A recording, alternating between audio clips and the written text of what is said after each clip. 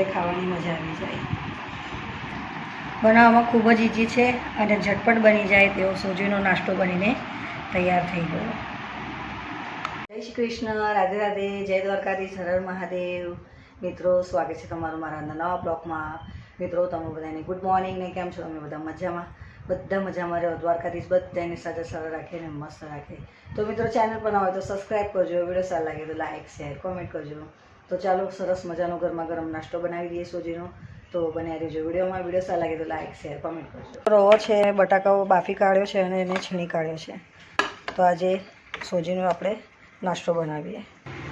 કઢાઈ મૂકી દીધી છે. પહેલાં થોડું તેલ નાખીશું.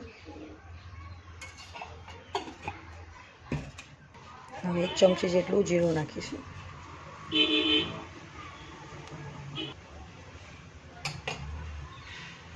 જીરું શેકાઈ જાય એટલે 1 વાટકી ધીમા તાપે એને શેકીશું.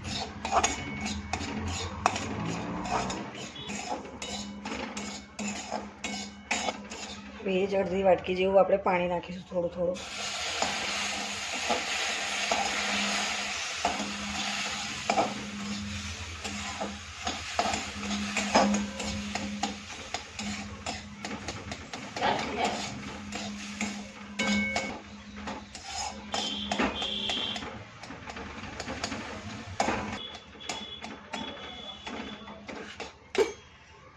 હવે જે બટાટા છે તે નાખી દઈશું અંદર.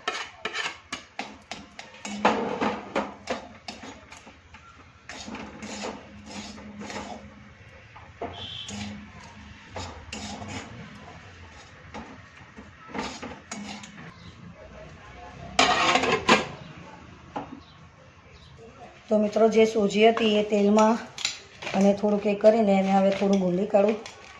આવી રીતે મસળી કાઢી એને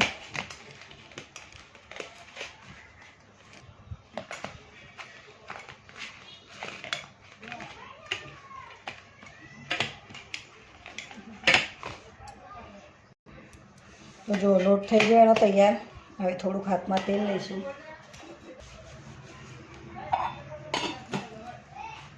પછી એના આવી રીતે નાના નાના લોયા બનાવી દઈશું.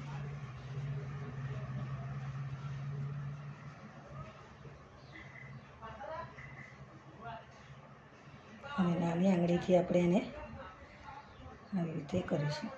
ક્રિસ્પી નાસ્તો તૈયાર થઈ જશે. આપણે બંને બાજુથી આવું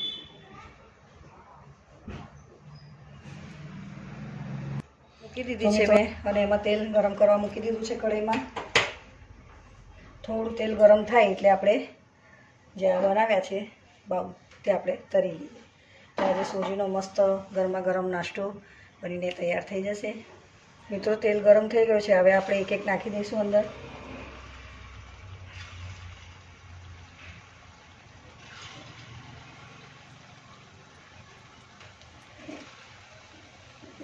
અને ગેસની ફ્લેમ થોડી ધીરી રાખીશું. ઉપર નીચે કરી દઈશું. મિત્રો, બહુ ગેસ ફાસ્ટ નહીં રાખવાનો, કેમ કે તેલ બહુ ગરમ થઈ જશે તો ક્રિસ્પી નાસ્તો સોજીનો આપણો બનીને હમણાં તૈયાર થઈ જશે ગરમા ગરમ.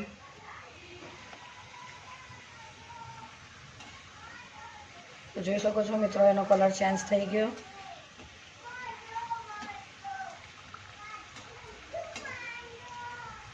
ધીરે ધીરે એને આવી રીતે તળી લેવાનું.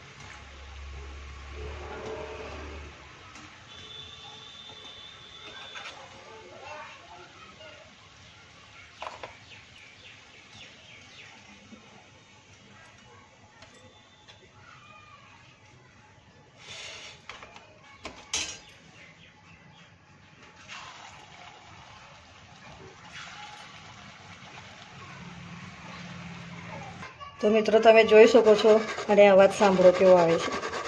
એકદમ ક્રિસ્પી બનીને તૈયાર થઈ ગયો. સરસ મજાનો બની ગયો, તમે જોઈ શકો છો.